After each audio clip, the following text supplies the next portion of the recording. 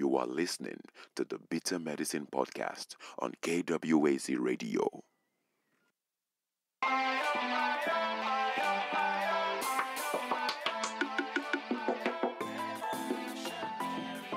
Welcome to the Bitter Medicine Podcast, where it's all about Black empowerment.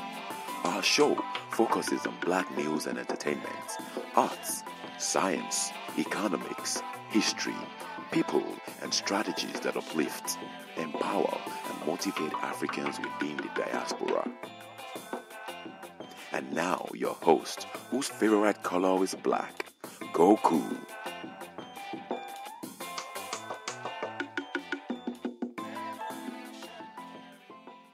Welcome back to the Bitter Medicine Podcast. I'm your host, Koku, and we're broadcasting on KWAZ Radio.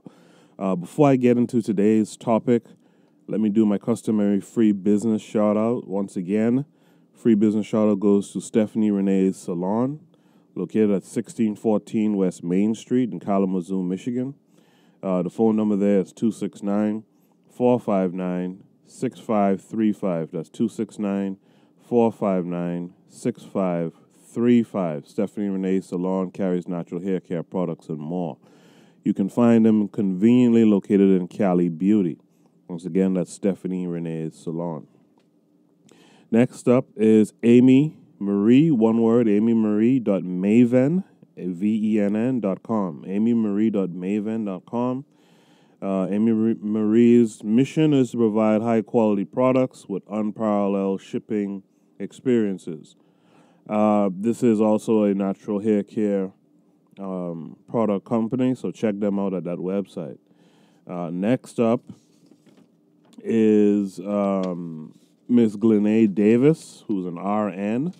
This is what Glennae Davis has to say to my listeners. Hello, thanks for your reply. I'm Glennae Davis, an LA-based registered nurse, author of a critically acclaimed memoir, Yet Here I Stand, creator and chief nurse of Nae's Vision, a healthcare media empire where we provide the healthcare education and planning to bridge the gaps of knowledge between discriminated, disadvantaged people facing employment discrimination and the healthcare industry, resulting in having a strategic plan with the medical support they need to no longer be victimized, merchandised, or marginalized by the system.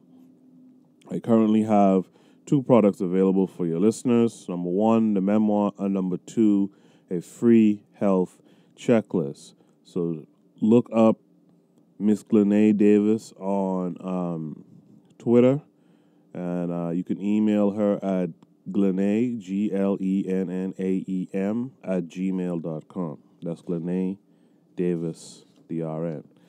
Last up is Melinated Conscious Society.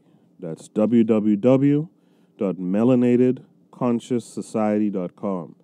melinatedconscioussociety.com is a mentor Black community empowerment organization in Jacksonville, Florida. You can follow them on Facebook, and there might be other social media outlets that you can follow them on, and we're going to find that out in today's show. Joining me in today's show is Mr. Khepera L., the organizer for Melinated Conscious Society. Khepera L., are you on the line? Yes, I am. Peace. Peace. Thanks for joining us, man.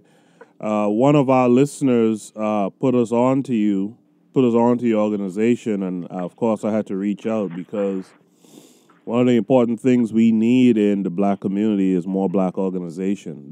The biggest problem that we have is that we're not organized, and it starts with our children are not organized because the adults, the parents, are not organized. So, Khepera, your organization is called Melinated Conscious Society. Tell us about that name. So when we look at the term, just give a little brief. Melinated Conscious Society. Our skin is made of melanin. Mm-hmm. So therefore, I wanted to make the association between us and our melanin, showing that our melanin gives us power. So when I say melanated, of course, that is all of us, our people. Mm-hmm. And then when I talk about the consciousness, we're talking about a frame of thought, how we think, how we operate. So we all know that there's all different societies here within the diaspora, within America. You have Little Chinatown, you got Little Italy, you got, all these other communities, and they have their own society within the society. But we, as the so-called black man, don't have that. Mm-hmm. So I wanted to create a mindset of a society based around us. Mm-hmm. And if you ever saw my logo is MC, the continent of Africa, and then an S. And our C is connected to Africa, because when we were stripped away from the motherland, we were uprooted from all of our heritage, our knowledge, our teachings, our understanding. Therefore, our consciousness disappeared. So we have to reconnect to the motherland in order to regain our consciousness. Beautiful. So that's how I came up with it. Okay, beautiful. So that's how you came up with the name. But what led you to organizing? The thing is, just me going through, years of playing, high school football. I played a little college football, military background. And also, I started out, and most people know this now, my story. I was a youth pastor for years. Oh. And I was always with the kids and dealing with things. And then I just started studying more, going back to my foundations of studying how I used to study when I used to go visit in New York from North Carolina. I would sit amongst the feet of some of the 5% of the nation of gods and earth. Mm. And I saw a need of kids just running astray. And then the more I read, especially when I went back to read The Miseducation of a Negro again by Carter G. Woodson, it sparked something in me to create a need or an institution to pull these kids in to give them a supplemental education of who they are. Nice. And how has the organization grown over time? How long have you been doing it, and how much has it grown over this time? We've been in action for a year and a half now. And we went from, and I'll tell you this, we went from my kids and maybe 3 of their friends, so about 6 kids, to now on an average basis, we have about 20, 25 kids coming to each session. Oh, that's good. That's good. That's real good. And we're having a lot of adults come in that don't have kids, and they're learning as well. That's the positive thing about it, even positive. Good. Khepera L, I know that you follow certain Kemetic concepts, particularly Ma'at. Can you tell the listeners who may not be familiar with the definition of Ma'at, can you tell them what Ma'at means and how does it equate with what you're doing? Right. Okay. So just a brief statement on Ma'at. So Ma'at refers to an ancient Kemetic concept of truth, balance, order, harmony, law, morality, and justice. So basically that is summed up to righteousness. Yeah. All right. So Ma'at, you have different things in Ma'at. Some people would say the 42 laws of Ma'at, the 42 negative confessions of Ma'at. Mm-hmm. Either way you go, there are a set of laws that one should operate by and institute in their life. So it's not just something that you read one day, you're done with it. No, it becomes a part of your life. So within MCS, what I've done is incorporated the teachings of our ancestors and Ma'at within the system of knowledge that I'm trying to provide for the kids. So within that, we always talking about being truthful. We're always talking about having order, good discipline. And we speak mostly on having a balance. Because without balance, there is no harmony, there is no peace, there is no justice. So that's why we instituted the concepts and the teachings of Ma'at within our organization. Absolutely. So in your organization, as far as the participants go, is there a balance between males and females? Yes. Actually, here lately, we've been getting more females, which I wanted that. Great. Because I understand that we must have a balance. We must have that feminine divine. Because the male divine, sometimes we go a little high or we push a little heavier. So it's almost that seesaw effect. You want to balance things out. Yeah. And I empower the females in our organization to get involved.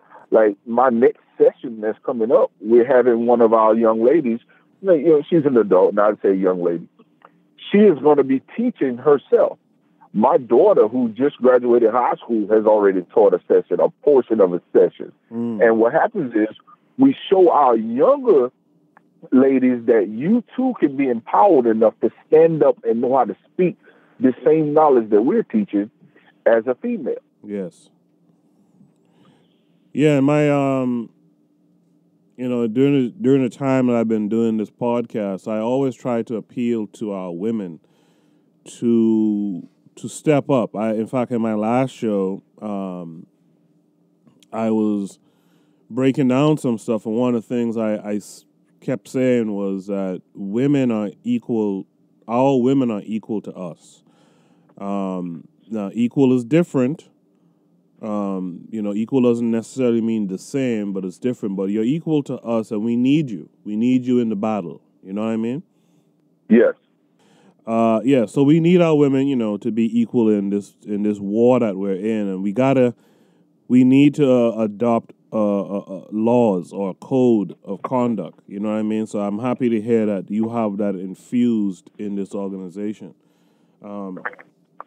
Khepera, can you tell me, you just spoke about how you have the women involved in your organization and how you aim to empower them and have them see that they can do the same things that essentially the guys can do as far as being organized and being active. Can you tell me about the work that you guys do? Can you go through what is the work that you do?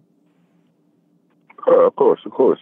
So not only to touch back on the women in the group, not only that they can do the work that we do, but we must do the work together. Yeah, we must always be together because if I got a stand and I got two legs on that stand, if I remove one leg, that stand is unbalanced. Yeah. So two legs are better than one. So that's why we keep it in the balance.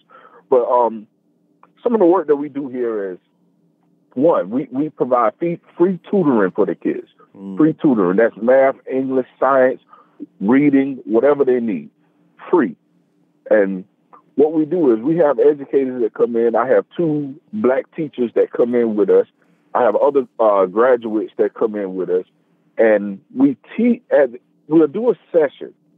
And whatever my topic is, but then we give at least 30 to 45 minutes dedicated to tutoring. We tutor them on the areas of school that they need in academia. Right. And we also provide them with a healthy concept where we'll teach them some self-defense. We'll teach them how to get out of strongholds if they ever grabbed up, because, recently, earlier this year, kids were being snatched up all over the DMV area so we have to teach our kids how to survive. Yeah. So within that, and then we're teaching them how to organize and think about entrepreneurship. So we have people come in and talk about entrepreneurship. We did classes on credit. We teach our kids about the FICO score. I could ask these kids, hey, how do you find your FICO score? Or I say, what is the middle score? And they're able to spit that information right back to me, and they're taking notes. And the thing about it is, it's beautiful because I wish I had this when I was their age. Yeah. Yeah. Go ahead. So these things that we are teaching are factual things that we need in life, but we're also balancing them out with making them think on a more dynamic plane of being spiritual and operating in righteousness in a clear view of where they want to go and where they want to be, with community focus being the forefront of all that. So, as a leader and as an organizer,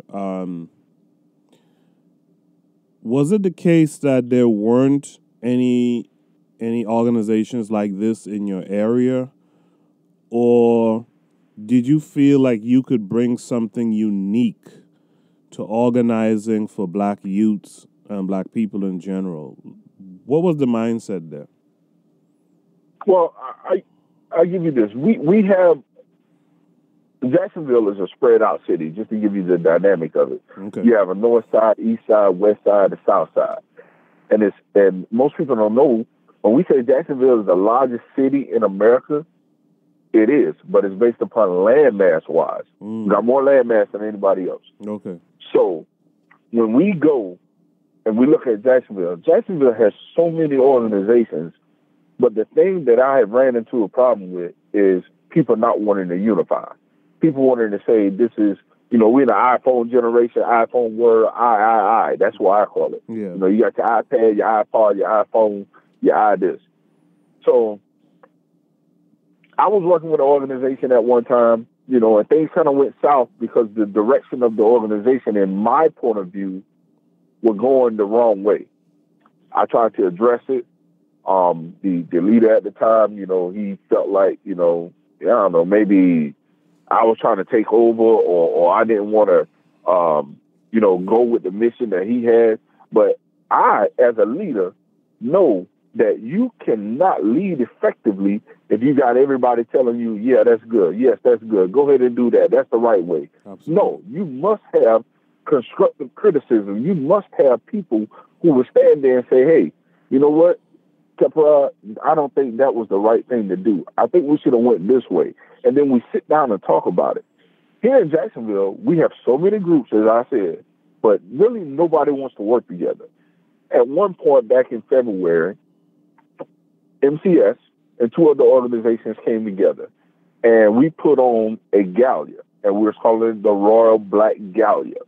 And it was lovely. It was beautiful. Everybody came dressed in their attire. It was a great time. But there were certain parts of it that fell off because one person wanted to do it this way, that way, that way, that way. But nobody wanted to meet in the middle. And I find myself trying to bridge the gap. So I was like, I'm kind of tired of trying to bridge the gaps. I just need to fill that gap. So I say, guess what? I'm going to bring a different dynamic to it. Yes, you're teaching black empowerment. Yes, you're teaching ancient history. Yes, you're teaching self-defense. But who is teaching them how to be leaders? Who is teaching them how to be healers? Who is teaching them how to spiritually talk to each other and make things whole? Because we understand that we got to be spiritual and communal at the same time. So we have organizations that are teaching people how to defend people history, but we didn't have people teaching them how to lead. So my thing was, I'm going to create this organization based upon a need for leadership with balance, not leadership as I'm the head, I'm the top, but I can fall in the middle or the bottom at any time. Yeah. And still be effective. And that was my total point about creating MCS. Because granted, there are a lot of good organizations around. Matter of fact, I listen to United Black America all the time, the Pan-African Alliance with my brother Assad Malik. I learned a lot from that organization, just listening to them on a podcast and other things, that work study courses. I learned a lot from that. But they're elsewhere. They're spread out. But for a local project to be put together by locals and extended free of charge to the people, I think that is enormous. Yeah, absolutely. Absolutely. Let me ask you, let me step away from the organization just for a quick second, just based on what you were just describing to me. Why do you think it's so difficult for melanated or black people to work together? I mean, there's so much different forms of black empowerment going on. And when you look across the way at Whitey, they don't always agree on the same thing. They have infighting, but they know how to get on code when we walk through the door. Why do you think, personally, we don't know how to get on code together? That's excellent, because I deal with that a lot myself. One reason is that we don't even know that we have been programmed.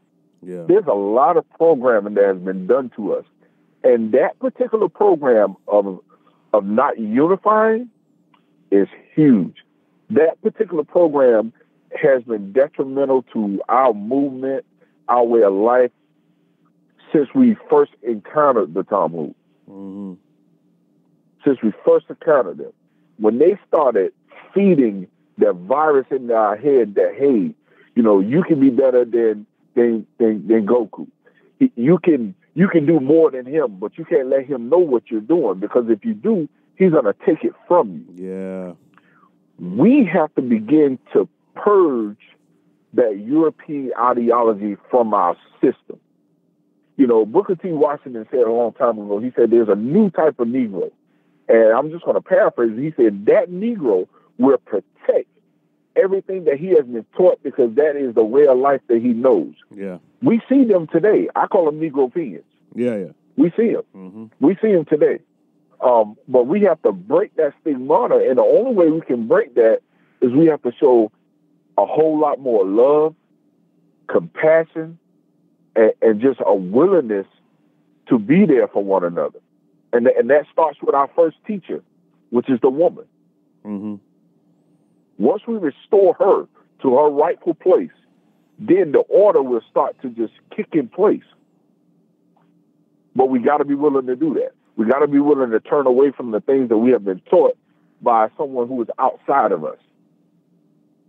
So you sound a little bit like the voice in my head about when you said restoring the women. Now, a lot of people will hear me in the past talk about this idea, and they would feel some type of way about it. I'm not trying to put the weight of all black society on the shoulders of women, but I do see where we need to restore our women.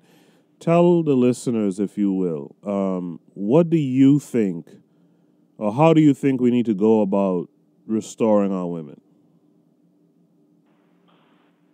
First, we got to let them know that we as black men are there for them. Yep. Right?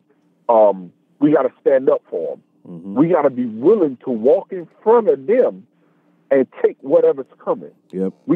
We as black men got to rid ourselves of the fear, and we got to know that it is us who has to protect them, not the other way around. Mm-hmm. Granted, our women will stand with us when she sees a man. Every woman, every black woman wants that strong man. Granted, we're strong, but we become stronger when we're together. Mm-hmm. Because she's going to provide a different side, a different input to us that we don't have. And what we need to do, first of all, is we need to swallow the pill. We need to swallow the pill and say, guess what?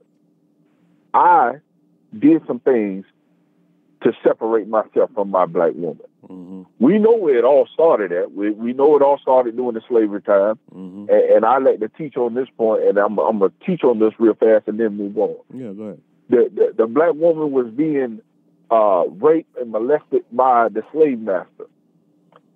Her husband was out in the field. He came in, he heard it. She wanted him to come in the door and just grab the master and beat the living mess out of him.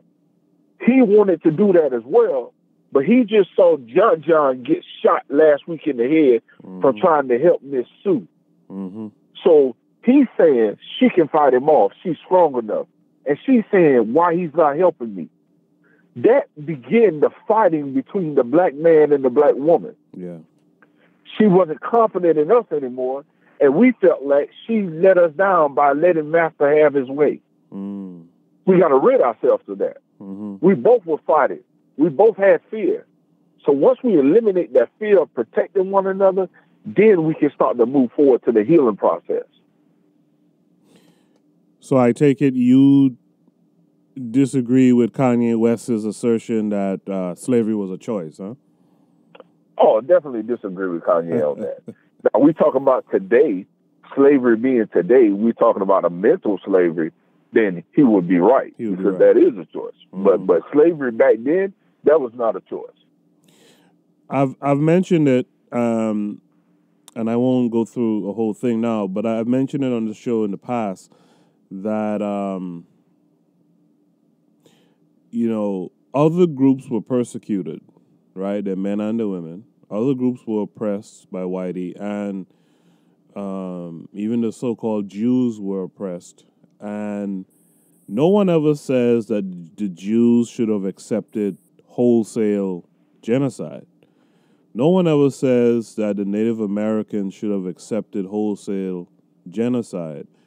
But for some reason, both inside our group and outside of our group, there are people who are always trying to insinuate that we should have accepted wholesale genocide as opposed to suffering slavery. Just quickly, what are your thoughts on that? It's ridiculous. We should never accept that. Yeah, we should never accept that, and no one else would ever accept that. And my point of view on this is the reason why they want us to accept that is because they are totally afraid that if one day we came together as a whole, that everything that in their world right now will be totally different. Yeah. They feel like we're going to repay them the favor. Yeah. But honestly, us being Netters, us being who we are, we have never been an evil people like that. Right. We war when it was time for war. Right. So we're not going to come back and regain our power and then go and attack them. No. Now you might have some bloodshed spill over somewhere down the line somewhere, but that'll be just parts of warfare. Right. But we should never accept a genocide of people and just call it good because we have it better today. No, that's not true. That's spitting in the face of my ancestors. Mm-hmm. And I would not do that. And if somebody is in my organization or somebody who I am close to begins to speak in that way, I tend to separate myself from them because that person is no good to me, is no good to the next generation, is no good to the generation after them. Yes, indeed. So speaking of your organization, you mentioned what differentiates your organization from others, especially in your area. What do you think your constituents or beneficiaries would say is the best thing about your organization? Probably the approach, I would say the lessons and the approach. See, my approach is, hey, I'm here for you. I'm providing a service. I want you to be where I am, but I want you to be light years ahead of me at my age. See, a lot of people don't want to, and I tend to use this analogy all the time, and we'll get into a comic book here.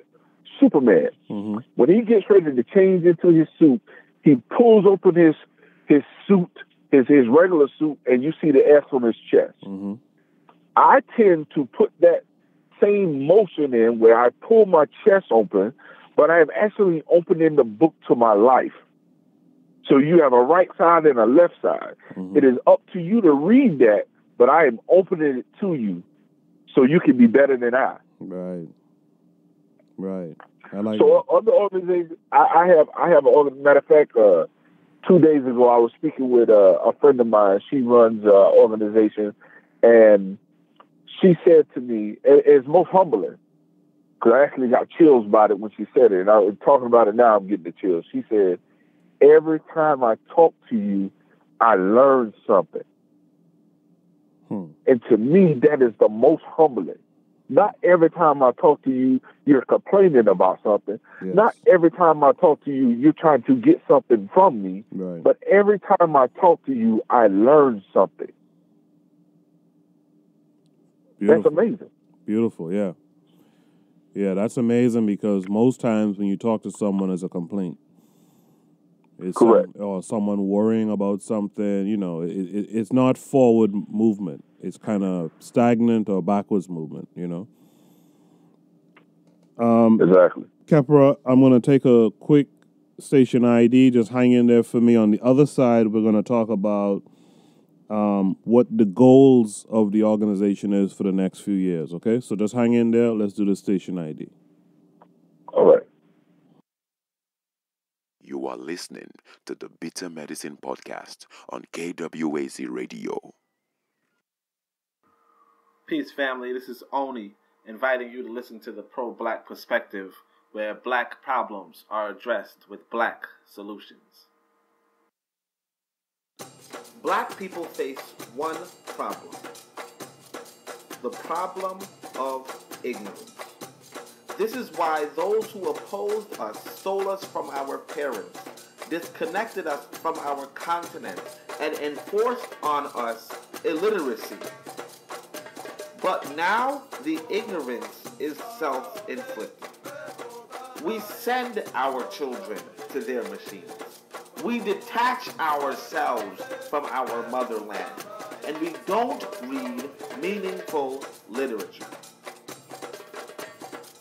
Consciousness is a series of stages.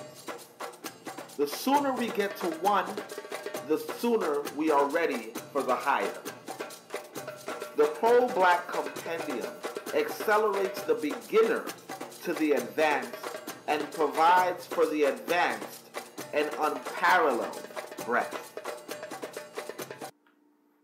This is the sort of book your enemies do not want you to read, but our ancestors would insist you read twice.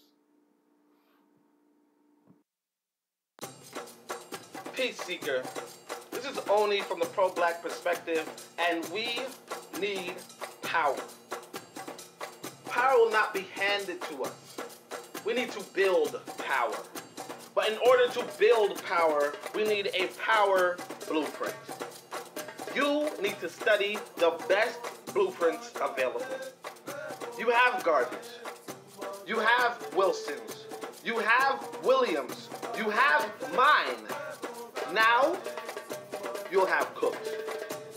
Carlos A. Cooks was Garvey's best student, the greatest mind in the world from 1940 to 1966. Yes, the greatest.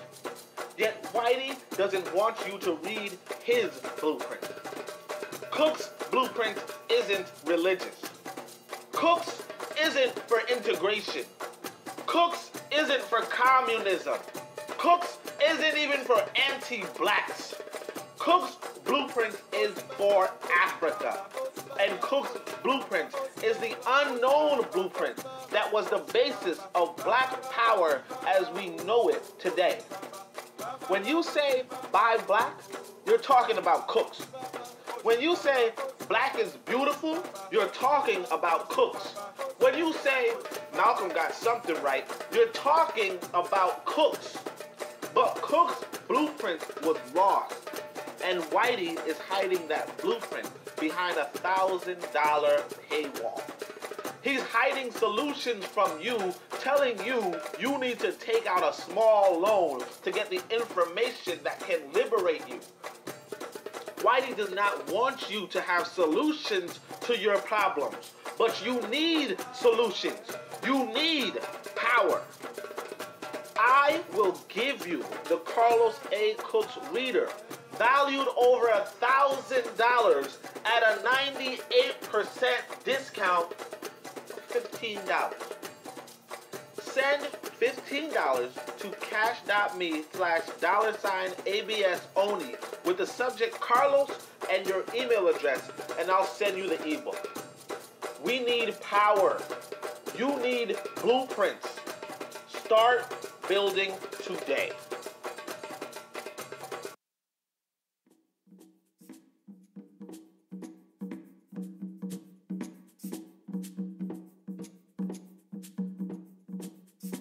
Greetings, family. This is Koku, host of the Bitter Medicine Podcast. In case you didn't know, we have an online book club called the Bitter Medicine Book Club. Every month, we will select a book to inspire the Bitter Medicine Podcast listening audience to read along together.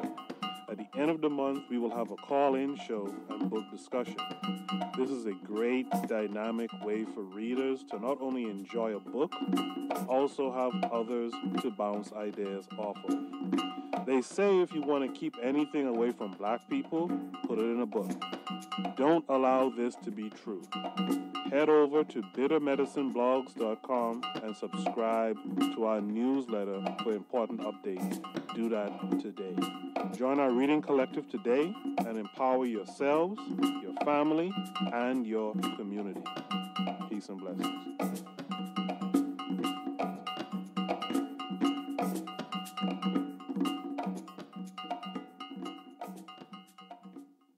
You are listening to the Bitter Medicine Podcast on KWAZ Radio. Welcome back to the Bitter Medicine Podcast. I'm your host, Koku. And today we're talking to Khepera L from Melinated Society. They focus on basically youth and community empowerment, focus on re-education of the miseducated by providing right knowledge through building of self-esteem, conflict resolution, team building, self-defense, and knowledge of self. Glad to have you on the show today, brother. Let's continue talking about your organization. Yes, definitely glad to be here. Thank you. So, we spent the first segment talking about, how did you get started? Why? What would people say is the best thing about your organization? I'm curious to know, what are your goals for the next, say, 3 to 5 years as far as this organization is concerned? Well, let me give you the ultimate long-term goal first and then work my way back. Okay. My ultimate long-term goal is to open a institution where we provide this right knowledge on a daily basis, not just twice a month. Something that a kid this can be their after school care. They come here after school and we teach them this knowledge. Okay. So that will be my ultimate long-term goal. In the next 2 to 3 years, I would like to see MCS expand to different states. So expansion to different states.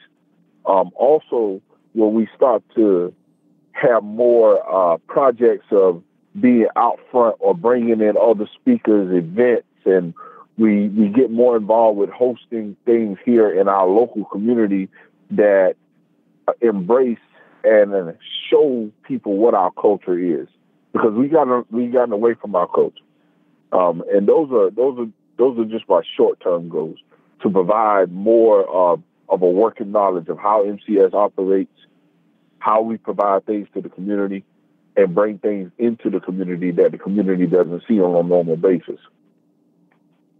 So if you're listening and you're in another state, another city outside of Jacksonville, you're in New York, you're in California, and this sounds like something that, you want to do. You've been thinking about organizing, but you didn't know how, or you didn't know from what perspective to organize in the black community. This is an opportunity. Reach out to Khepera L. We're gonna have Khepera give all his social media and email and stuff at the end. Reach out to him. Ask him, how can you be a part? How can you start things off in your city? Okay, Khepera. What things do you prioritize going forward that will help you achieve the goals you just outlined? The first thing we're doing is we're trying to secure a more direct and frequent lines of cash flow. Mm-hmm. Right now, we mostly, everything comes out of my pocket. We have a few consistent donors that donate. Everybody sets up the GoFundMe. So, I had to follow suit by setting up the GoFundMe. Mm-hmm. But what I would like to see is the men and women that attend MCS or learn something from MCS based on our social media platforms begin to give into MCS, because what we're doing is providing a service for the community. Mm-hmm. None of this, and at any time when somebody wants to say, well, Khepera, can we see your records? Of course, here they are. There you go. I do that so it's inclusive and we don't have that money drama. Yeah. So what I would like is to see a flow of consistency come with that so we can provide more in the community. The next thing is I want to partner with more of these schools to get these quote-unquote so-called troubled kids to come into the program. Because they aren't troubled. They aren't troubled at all. They just need somebody to show them how to be loved and what is love. Right. So I want to partner with these schools to bring these kids in. Now, when I say partner with them, I don't mean they're going to come in and tell us what to do. Right. Not at all. Mm-hmm. But I want to partner with them that there's an open door, that those kids who they're saying are in trouble or at risk can be funneled to MCS. Those are the two main things that I want to do.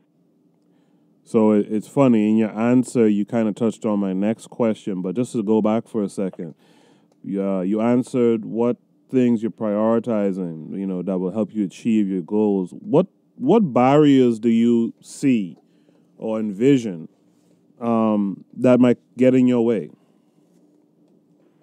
Number one battle is our people. I want to, my colors in MCS are red, black, and green. Yeah. There is so many miseducated people on the colors of red, black, and green and on Marcus Garvey and how he came about that flag and those colors, that it is, I'm telling you, it hurts you to your core. Yeah. So when I go to certain people, I'll give you for an instance, I went to a school and I came into school to do some mentoring. Of course, I know I can't mentor the way I want to mentor because I'm in the school system. So you got to understand, you got to know how to rightly divide the system. But one of my mentors came in and he had on his MCS shirt. And did you know that from our people, that's where we got the most questioning?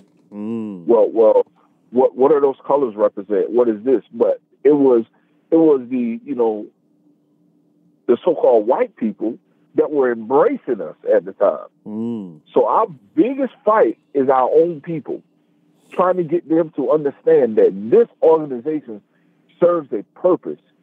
People always want to say, well, I had one woman, we were passing out flyers, and we hit the street. We don't sit here and just put everything on social media. We hit the street. We're passing out flyers. We're talking to people. I don't just sit in on your car. I need to make contact with you, because then it's personal. We was passing out flyers. A lady told one of my young warriors, she told him, we don't need that. We do that at church. So I told him, I said, okay, that's good. Just leave it alone. She came back and began to pursue us to talk about why we needed to be in church. So I stepped in and I asked her, what makes you think we're not in church? What gives you the right to say that we need to be somewhere and you don't even know what we're doing? So then I had to break it down to her. And then, of course, she walked off, because that's what they do. When you have more knowledge about something than them, they get upset and they close the door. Yep. So the battle is our people. Getting our people to loosen up, to understand that this is necessary.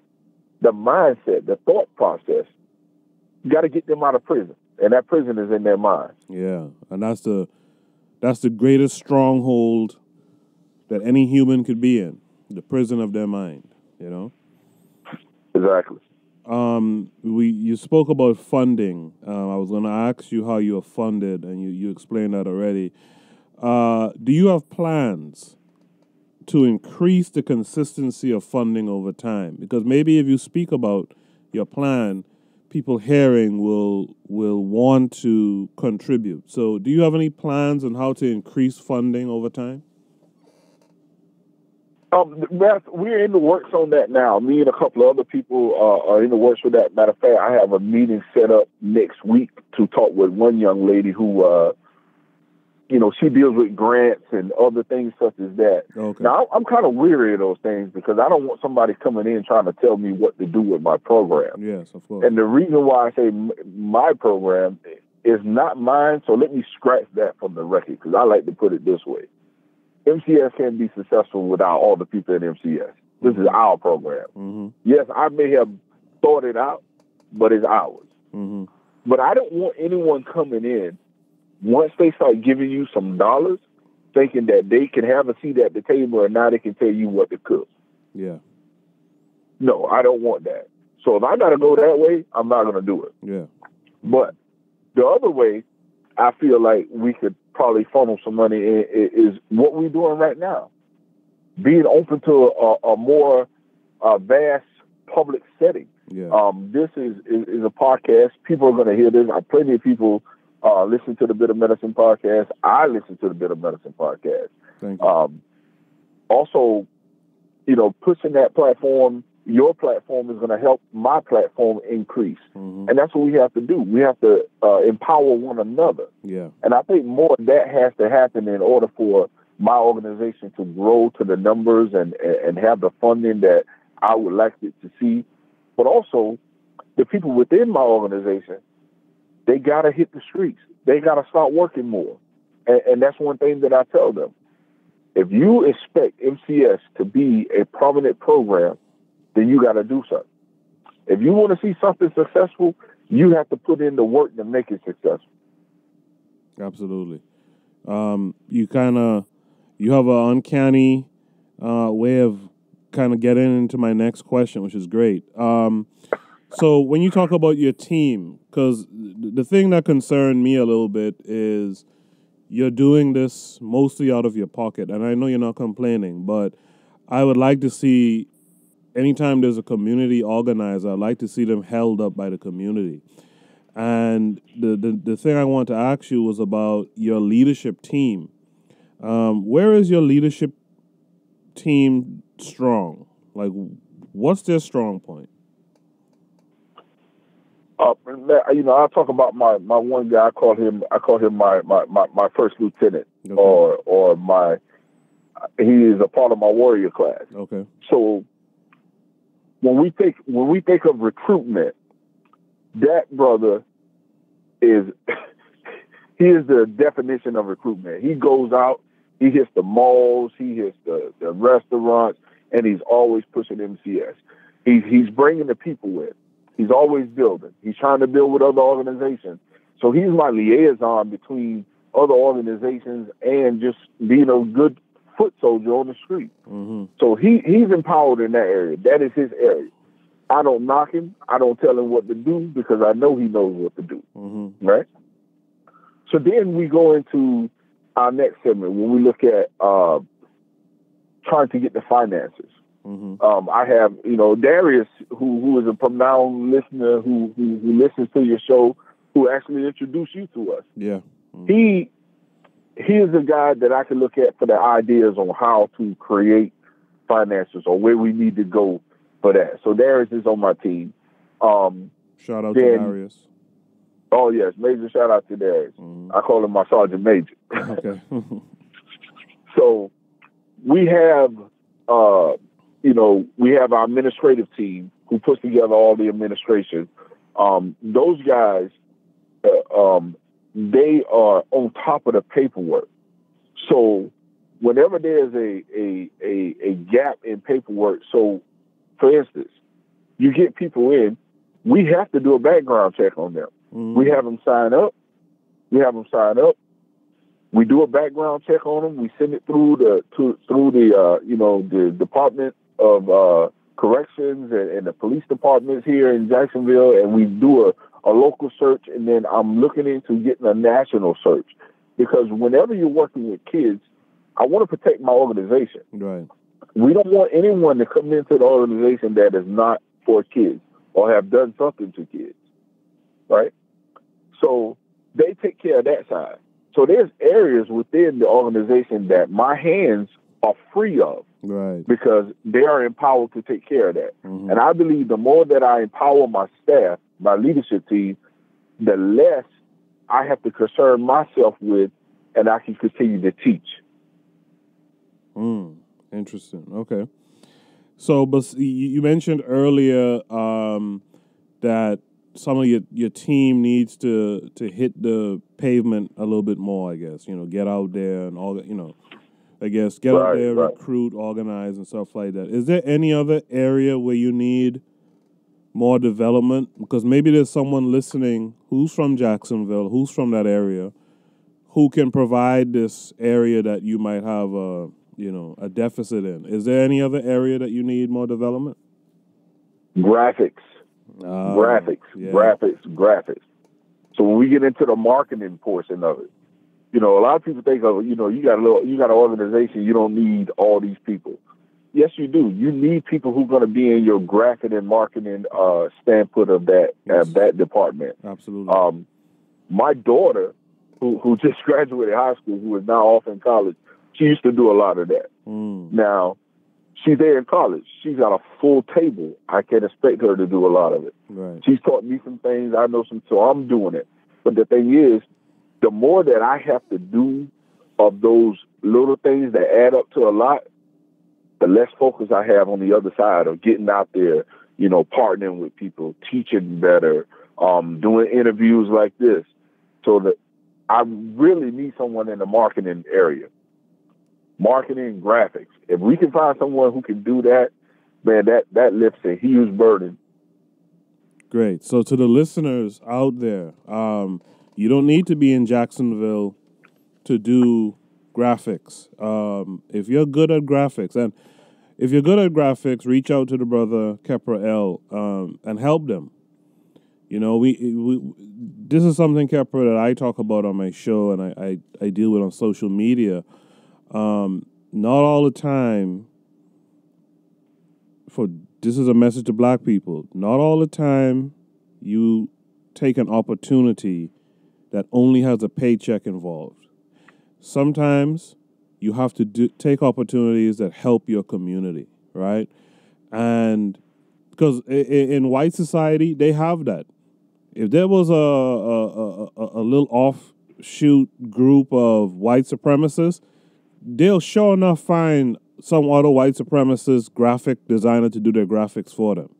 You know what I mean? And we have to be better at that as a community. So again, my appeal to the listeners, if you do graphics, donate some of your time to what MCS is doing, okay? I too, Khepera, have been working to try barter some of these things too, because I'm doing this as one person. And as you know, as an organizer, it's similar even with podcasting. It's a lot of work. There's a lot of moving parts, just trying to get topics, which is how Darius is good to us, because he will hit us with some show topics sometimes, and we've done them too, by the way. But just getting topics, getting guests, it takes a whole lot to do, and a team will be better to do it. So I say that to the listeners out there to let you guys know that teamwork makes the dream work. If you can fill some of these positions for MCS, please reach out to them and introduce yourselves. Khepera, let me ask you this question. What are the hardest decisions the organization has to make? Who I'm going to partner with. Who I'm going to partner with. That has been at the forefront of the organization since I birthed it. Who are you going to partner with? Because some individuals, some groups, their mission may not line up with yours. Then when their mission does line up with yours, sometimes they have alternative agendas. So you have to use some key discernment in who you're aligning yourself with. Absolutely. That's number one. That's the number one thing that I face, and that is just who I'm going to align with, who I'm going to partner with. Am I going to go and be a part of a event that they have that they're putting on But within that event, in the backdrop, it's being sponsored and pushed by money from people unlike us. Right. Mm-hmm. So with me being me and my organization standing for what it stands for, do I go and support that event? Or do I separate it and say, I'm not supporting the event, but I'm supporting the individual who is out front of this event? Right. So that's just something I face. What would you say is your second hardest decision? My second hardest decision, yes, the second hardest decision has been location.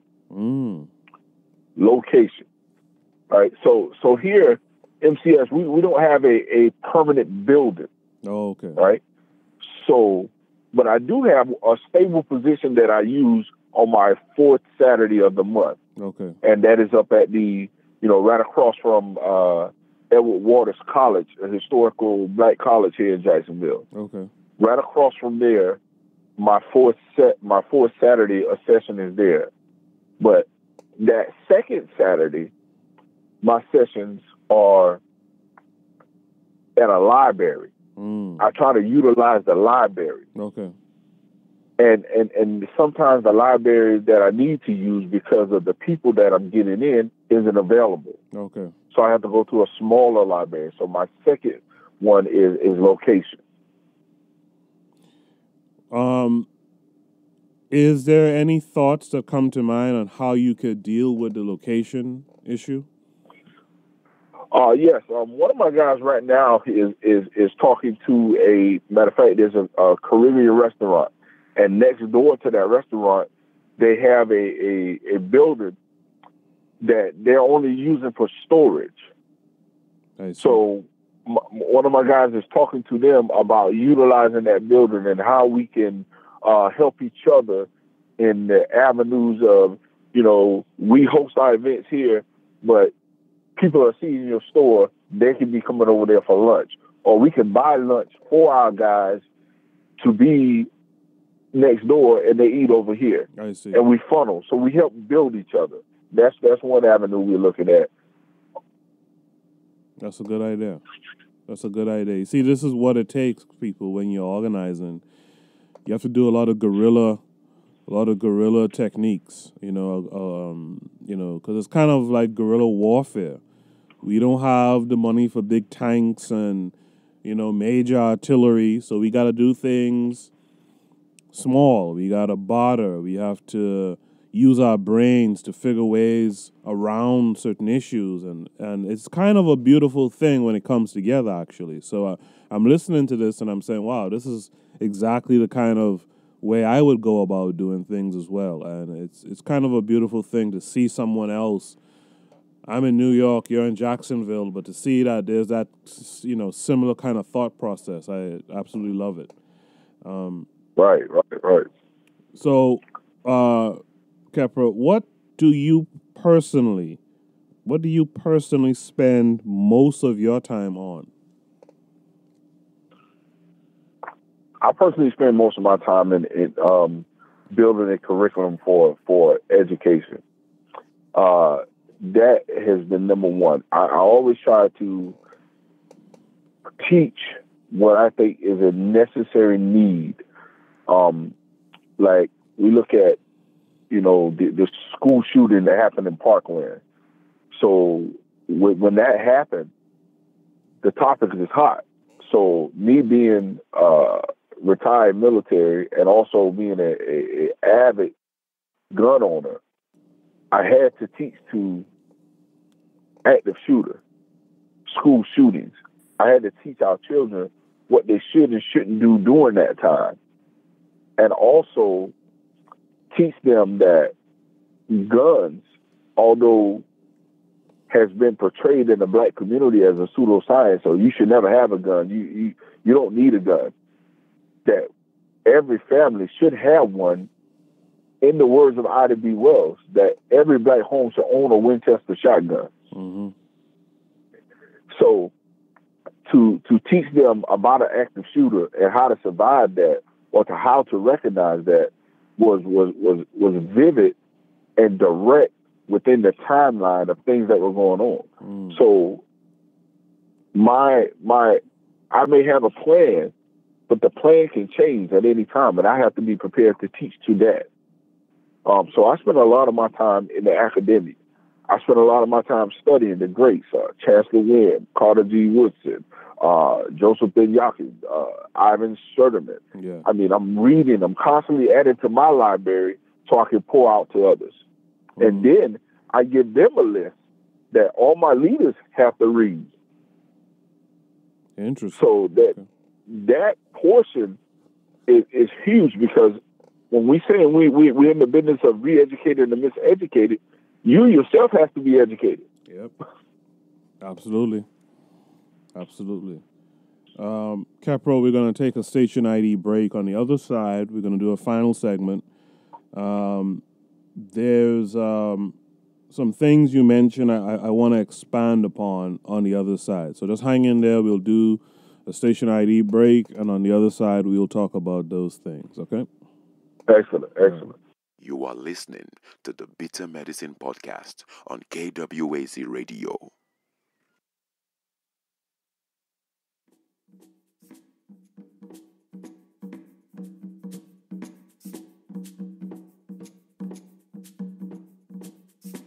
Greetings, family. This is Koku, host of the Bitter Medicine Podcast. In case you didn't know, we have an online book club called the Bitter Medicine Book Club. Every month, we will select a book to inspire the Bitter Medicine Podcast listening audience to read along together. At the end of the month, we will have a call-in show and book discussion. This is a great, dynamic way for readers to not only enjoy a book, but also have others to bounce ideas off of. They say if you want to keep anything away from black people, put it in a book. Don't allow this to be true. Head over to bittermedicineblogs.com and subscribe to our newsletter for important updates. Do that today. Join our reading collective today and empower yourselves, your family, and your community. Peace and blessings.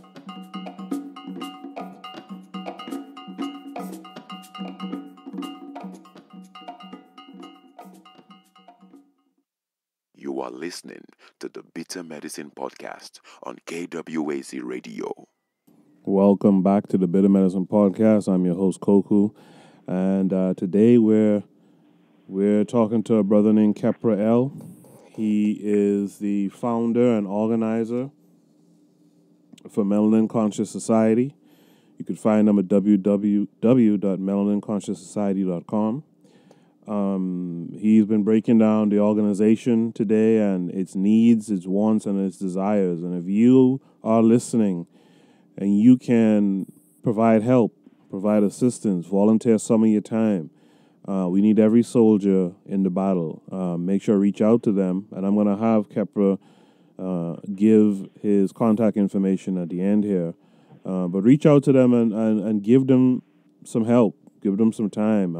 Learn how you can donate. We in the Black society, we could spend money on Jordans and the latest game systems and all this stuff. And I'm not trying to shit on it, but our empowerment is more important than that stuff. We could worry about that stuff after we've reached a significant amount of power and empowerment. So instead of doing those things, try to donate a portion of that to organizations and organizers like what we have on the show today. Khepera, you spoke of several things I made note of. I wanted to be able to expand upon it a little bit more in this last segment. You mentioned you were retired military. What area were you in? My first 2 years I spent in the Marine Corps, and then I crossed over to the Navy. Oh, okay. In your instruction as a Marine and in the Navy, did you learn or did you have access to a lot of military strategy? Somewhat. When I got upper, once your rank increases and you have an insight, or you're more privy to information and learning certain things that could be utilized, throughout your life. Yeah. I have this, I guess, as a dream a bit. I have this idea. I would love to have former military black folks who got instructions in militarism to bring some of that knowledge back to the community as well. I did a show some time back with Diallo Frazier, and we were talking about the Montu Arts and 52 Blocks, Jailhouse Rock. And he dropped a lot of jewels in that podcast too, and it made me think how, a lot of times they say the so-called troubled black youth should go into the military and stuff like that. And in that podcast with Diallo, I mentioned how, I don't know if serving a country that doesn't serve you makes a lot of sense. No knock against those of you who have done that. But what I would like to see is those folks like yourself who are retired military, who can, instead of pushing our youth to go and serve in the military for a country that doesn't care about them, but instead to learn that military strategy and apply it to protecting their community. I think that would be a good idea. What are your thoughts on something like that? Definitely. The thing about me is this, and I tell kids this today. I retired military, yes. But will I push a kid to go into the military today? No. Because it's not the same country. It's not the same military. It may be the same country, but at the time when I did it, I had my reasons to. Right. So now I would tell a kid, let that be your last option. Right. Don't make it your first. Right. Let it be your last option. And again, kind of funny you said serving a country that doesn't serve you, because I actually wrote a paper in college on that, and it was 3 different things. When I talk about serving a country that doesn't honor you is what I said. And my thing is, we as melanated people have to serve our people first. Yes. Everyone else does it. Right. But when we do it, we always go, oh, that's reverse racism. No, it's not. It's not reverse racism. If you want to call that reverse racism, then guess what? I guess I got to be a racist. Right. But the thing is we're not economically sound enough to be a racist.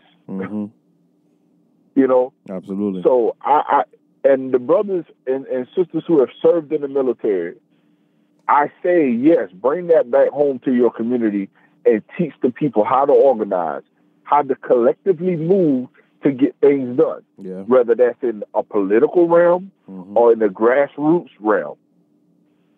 Strategize, come together, and be mobile.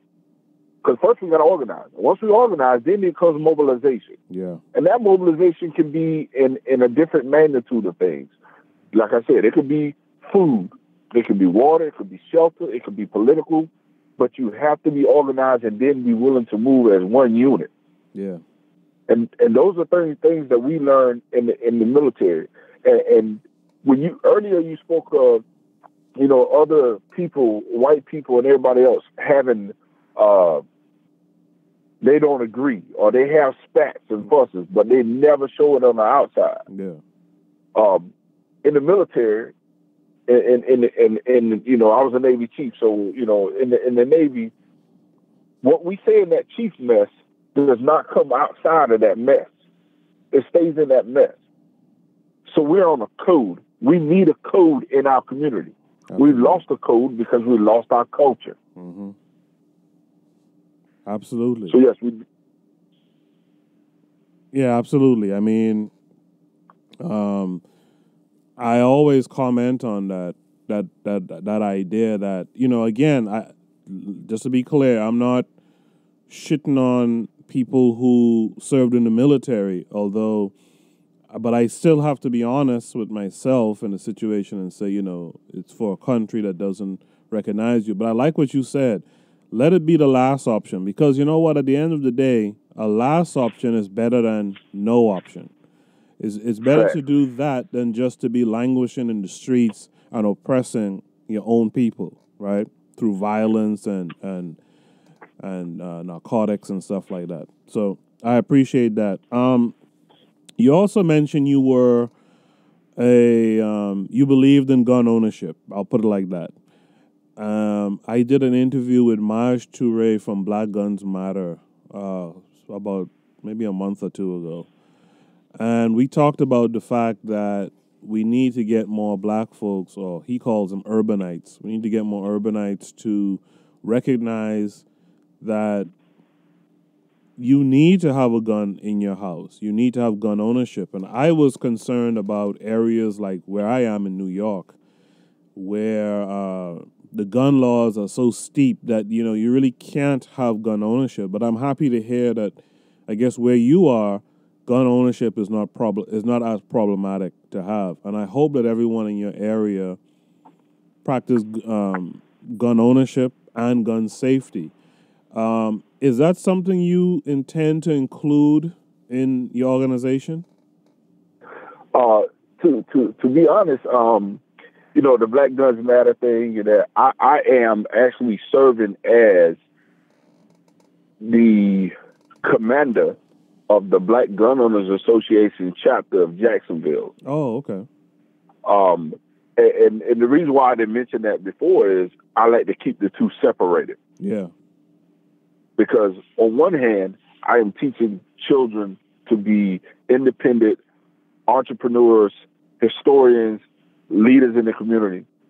Then over here, the Black Gun Owners Association, which is nationwide, we have chapters in the DMV, which is the Maryland area. We have Dallas, Fort Worth, and there's a couple of other chapters, North Carolina, I do believe. But the thing is we need to have gun ownership, and it is picking up. I see people all the time on Instagram and Facebook. You have all these different gun groups that are popping up. But the thing about it is, there's not a gun group that is out here just doing things illegally. The people who are in these gun groups legally carry these guns on a daily basis. Yeah. And I believe, personally, that we should have these guns, firearms to say. I don't want to say guns because in my walk with my guys, I don't let them say guns. So let me get back on code. Okay. Firearms. Okay.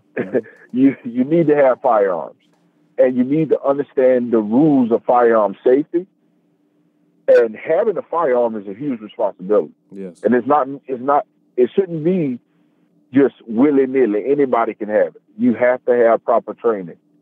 Find you a firearm safety course that has been given away for free. There's a lot of them. I myself am getting ready to go get my certification for firearm safety. One of my guys, which is my training officer in the Black Gun Owners Association of Jacksonville, is already a certified firearm instructor. Okay.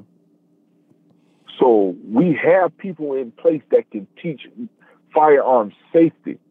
And we already know, being in education is the thing that overrules all these other things. Yes. So once we get educated in firearms and we know the purpose of them, we know how to use it, then we prevent a lot of the mishandling, I was playing with mom's gun and it went off and shot my brother. Yeah. No, you have to take the surprise out of that firearm from the child. Yeah. My children go to the range with me, and they're pretty good. Kudos to you, because I've said it on this program several times in the past. I go down to the DMV area. I have a brother down there, and we go to the range. And when I go to the range, I don't know if you've ever heard me talk about this on the show before, but when I go to the range, there's white families there. I talk about little girls, 9 years old, and their fathers holding the gun with them, and they're firing at the target. And they always look at me and my brother when we get there like, damn, we're here practicing for you, and here you are practicing for us. Now, the problem with it is that, you don't see black kids there. Like I said, you see whole families, little white kids. Like I said, 9-year-old, 10-year-old girls and stuff like that. And I want to encourage black folks to pursue legal gun ownership, nothing else, just legal gun ownership. And I want you to pursue understanding and demystifying gun usage. You know, the gun is not the bad thing. The gun is not, you know, it's the person who's wielding the weapon. So you need to be on point when you're wielding that weapon. And I'm glad to hear, Khepera, that you are a gun owner who's pursuing being able to train in that area. I think that's so necessary, man. Definitely. The next thing I wrote down that you spoke about in the previous two segments is reading. I was happy to hear that you're promoting reading in your organization and that you have a list of books, etc., that people involved should be reading. You mentioned Carter G. Woodson. You mentioned Dr. Ben, Dr. Sertima. You mentioned. I like that, and as you probably know, we have a book club. That it's an online book club. You don't have to meet and attend. All you have to do is read the book during the month that we assign the book, and at the end of that month, we have a discussion. In fact, I do a podcast where we kind of review the book, and the aim in the future is to have it set up where people can listen into the show live and call in or text message their questions, and we read them on the air and we discuss it. I'd like to invite you and your organization to take part in the book club. I think more people reading is a good thing, but it's also a good thing in the sense that more people reading will be more people willing to discuss the concepts in these books. So I'd like to, extend an invitation to you and the organization to join us in the future. Definitely. Also, organizations like yours, you mentioned that you are working on curriculum, and immediately my ears perked up when you said that, because we've had black African scholars in the past give you blueprints on curricula for an African-centered education. But as with most things, we do need to update these things, right? So the curricula that was developed in the 70s needs some touching up for 2018. And I created a WhatsApp group that's a think tank. That the aim of that group was and is to create a curricula. Let's get a community of people, not all educators, but people from different walks of life, who are nurses, who are biologists, who are authors, who are business managers. Let's get them together in a space and let's talk curricular building, building a curriculum for like an African-centered school or African-centered organization. So I was happy again to hear you say that the thing that you spend a lot of your personal time on is on curricula. What insights do you have? And again, I'd like to invite you to that WhatsApp group too. We'll talk about it after the show. But what insights do you have, if you're willing to share? I know certain things, people like to keep close to the vest, but what insight do you have on the African or the black-centered curricula? What I see is I'll say this is what gears me. This is what triggers me to write a certain way or to implement a certain subject or topic. And that's based upon where we are. How can we rise above the situations that we see, the things that we're involved in? Mm-hmm. How can we do that? We do that by education. Mm-hmm. Okay. How do I talk to that? How do I talk to this teacher pool? Now, when I talk to that teaching point, now how do I pull from that teaching point and create a learning objective? So once I start to pinpoint an idea or a need, now I start to pull training objectives, what I call them training. Okay, what training do we need? Why do we need this? How is it important? So I ask the who, what, where, when, and why. Then I start to implement how to put these things in order so we can learn. You have to identify the need first. Yeah. Also, there is, myself, I've done training, throughout my career. So I understand certain areas of training, of being able to follow a process. You have to have a process and stick to your process. You can't just be all over the place, because when you're all over the place, the puzzle doesn't look right when you put it together. Yeah. Yeah. So we have to follow the process. Figure out the need. Okay. Who needs it? Why they need it? When? Who can teach it? You see what I'm saying? Yeah. Yeah. So that's how we start to plug into building a curriculum. And in the back of this comes to my mind, but in the back of Chancellor Williams' book, The Destruction of the Black Civilization, he gave us the keys. He gave us the keys. At the end of the book, he gave us the keys on how we should build a society, how we should build organizations. He gave that to us. And just like many of the other greats gave us a lot of tools, but the thing is, and I like to use analogies, if I just throw a toolbox in front of you, you're capable of fixing anything. Mm-hmm. Unless you open that toolbox, nothing's getting done. Yeah. Yeah. You mentioned Chancellor Williams. Can you, for those who haven't read the book yet, because it's going to be on our book reading in the future, can you, from what you remember, can you speak about what ideas he put forth in terms of building? I haven't read the book in a while, but the thing is in that book he explains pan-africanism. Yeah, that's what, to me, what I got. He explained pan-africanism, and that means from here in the diaspora that we bridge the gap across to the motherland and anywhere else people of melanated substance exists. Yeah. So we have a world collective of people working together as one. Absolutely. But first we have to start within your local community, mm-hmm. and that's how we start to build. Mm-hmm. So when I think of, just coming from memory, that the thing that stuck out to me in that was the Pan-Africanness about it. How he included and said, we as a people, not here in America, not there in Africa, not in, Japan or wherever our people are, because we're everywhere. But Pan-African, that means everybody. Right.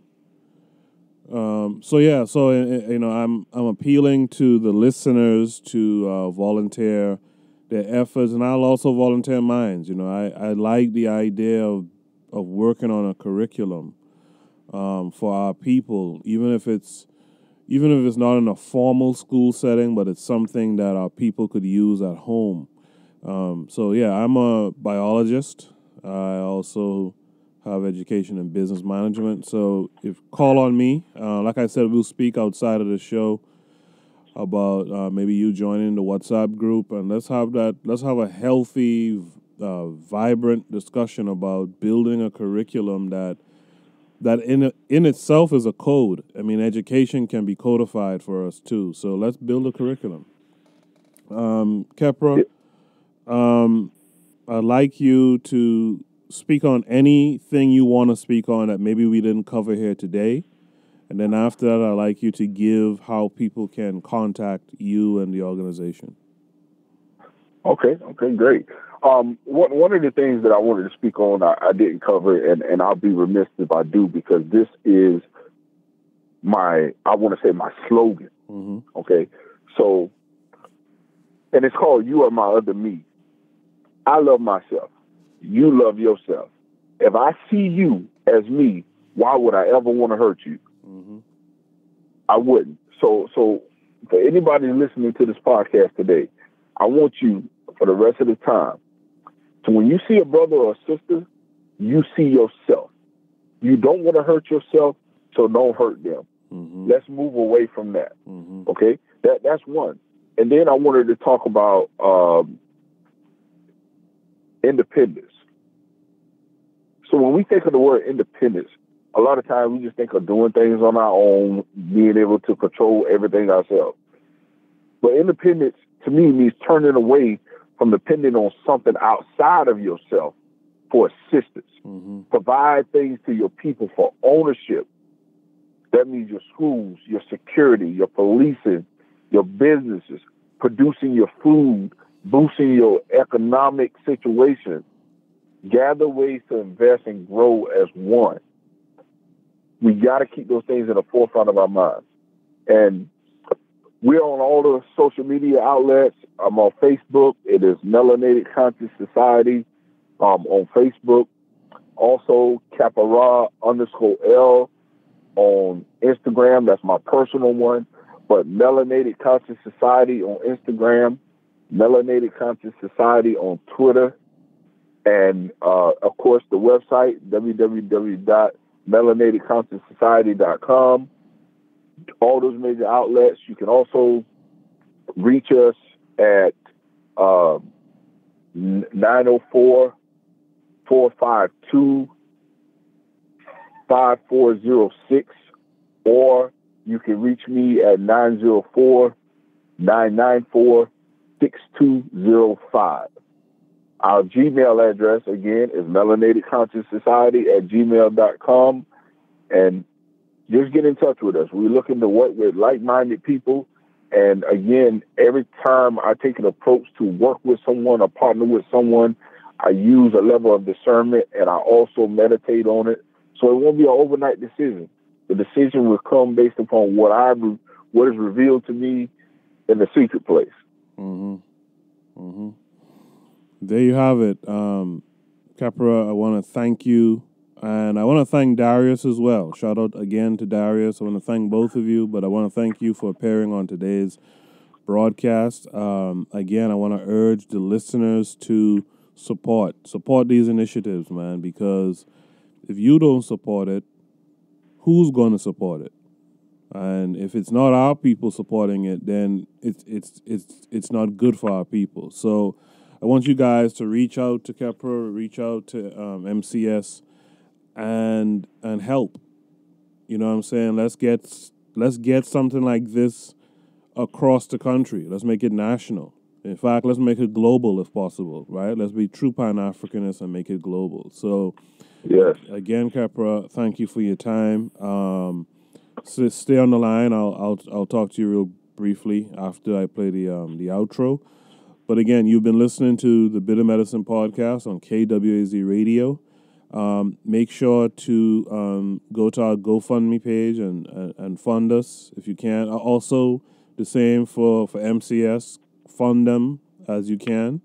And until next time, this has been the Bitter Medicine podcast. Thank you for listening.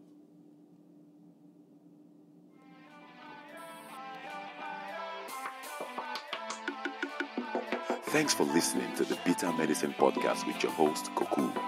If you like what you just heard, we hope you pass along our web address, bittermedicineblogs.com, to your friends and colleagues, and share our show to all your social media. Be sure to check out our archive section on our website for previous podcasts. This has been a KWAZ radio production. Join us next time for another session of the Bitter Medicine podcast. Follow us on Facebook at Bitter Medicine Show, Twitter, Bitter Meds, Tumblr, Bitter Meds, Instagram, Bitter Medicine.